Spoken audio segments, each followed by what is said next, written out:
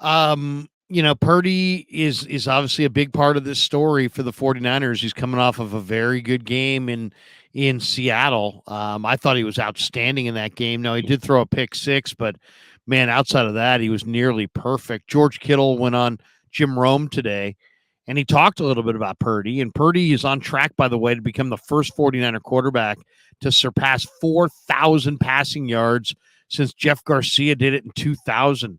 And think about that. You almost got to go back quarter century to find the last 49er quarterback to throw for 4,000 plus yards.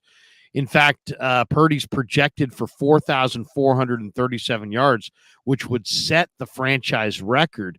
And, Kittle told Rome today, he says, I think I can speak for everybody on our offense. We're continually impressed with the things that Brock does all the time. His consistency every single day, the relationship he's built with all of our skilled players, all the guys that he gets the ball to. It's pretty amazing. And we all feel that comfort with him. And he's just got such a knack with the ball. And also, when you have a quarterback that when he steps into the huddle and 10 sets of eyes just snap to him and listen to every single word that he says, whether it's the play call, whether it's he's got this to get this one or whatever it is, he just lifts players up, our entire offense. He lifts us all up to be playing at a higher level. Raj, let's talk about, we'll start there with the Niner offense. The Niner offense is averaging 386 yards, total yards per game this season. That's third in the NFL. They're averaging 28 points per game. That's tied with the Eagles for third in the league. So how do you see the matchup, Niner offense against Eagle defense? What stands out to you in this matchup? Yeah, so a couple of things, and it's Brock Purdy again. We got to talk about the guy, the key that everybody said last offseason. If he was there, different game, all that. So Brock Purdy's got to attack the Eagles secondary, because if you look at this Eagles defense, their one glaring hole that, if you can really put a hole on a 10-1 team, is their secondary. They're 28th against the pass, I believe. So the Eagles are susceptible to the passing game. So if Brock Purdy can start to kind of get the ball down the field. We've seen it over the last couple of weeks. He's starting to stretch the field. He's not the dink and dunk guy that everybody wants to sit here and say. He averages 9.4 yards per pass attempt. Like, he's got the number one, pass attempt. He's got the number one passer rating. He's number one in completion. Like, he's number one in almost every category.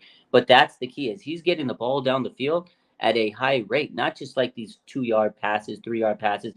He's got to test this secondary. Obviously, Christian McCaffrey's got to pace this team.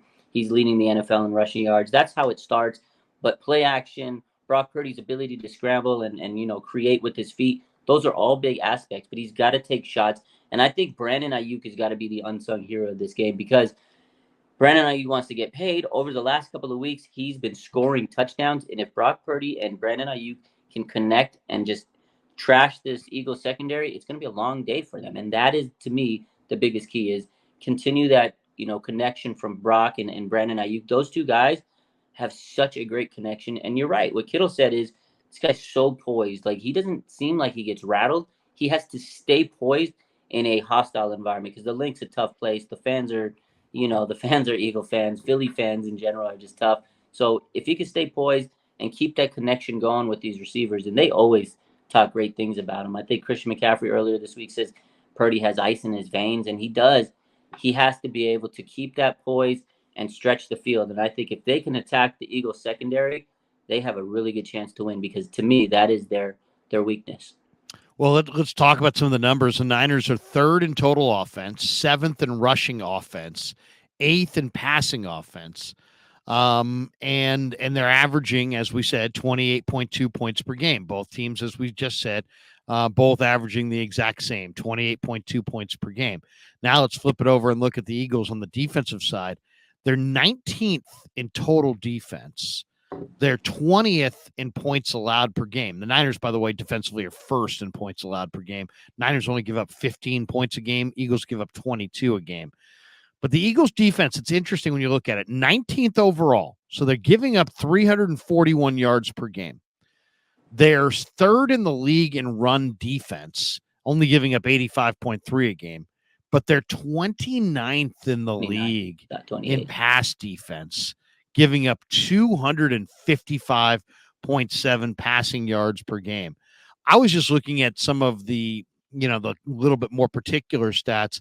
And it seems like where the Eagles really are weak is in that intermediate middle of the field. And that's where I think Brock Purdy, is probably most likely to attack. It seems like a good portion of his passes wind up in the intermediate middle. Kittle, Ayuk, Debo, CMC. To me, it's always risky to throw the ball in the middle of the field because of the defenders and anything can happen, tip balls, so on and so forth. But if there's an advantage, Raj, is it right there? Absolutely. Again, the 49ers, they are so good at using, their weapons in those intermediate passing game, because before Brock was showing off the arm the last couple of weeks, that's what people said the 49ers do. Oh, they're just a, intermediate passing game. So the 49ers, they specialize in that. So I think for them, like George Kittle over the middle of the field, you get it to him.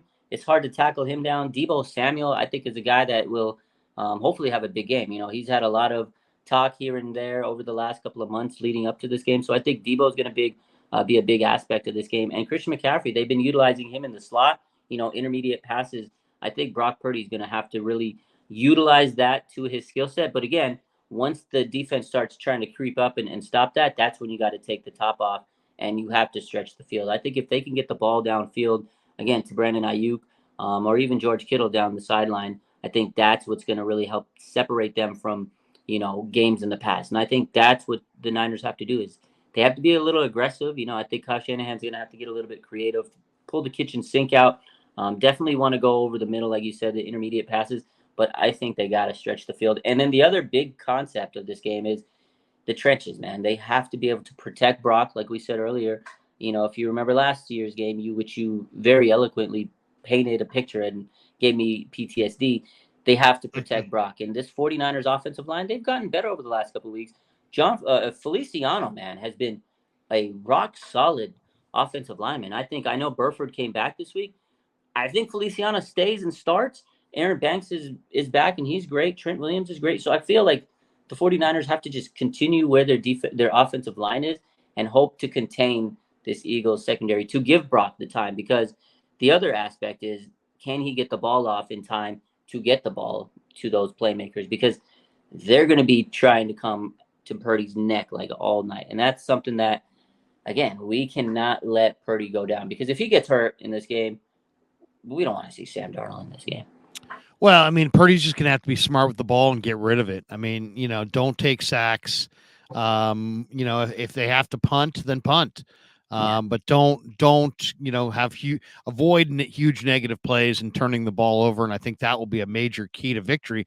The Niners primarily, I think, are going to aim to attack that middle of the field. He's leading the NFL. Purdy is in efficiency on intermediate passes. He averages 13 yards per attempt on the intermediate passes, and the Eagles' biggest defensive struggles have come on those intermediate passes between the hash marks, where they've allowed a 95.6 QBR. So to me, that's where the 49ers have to live.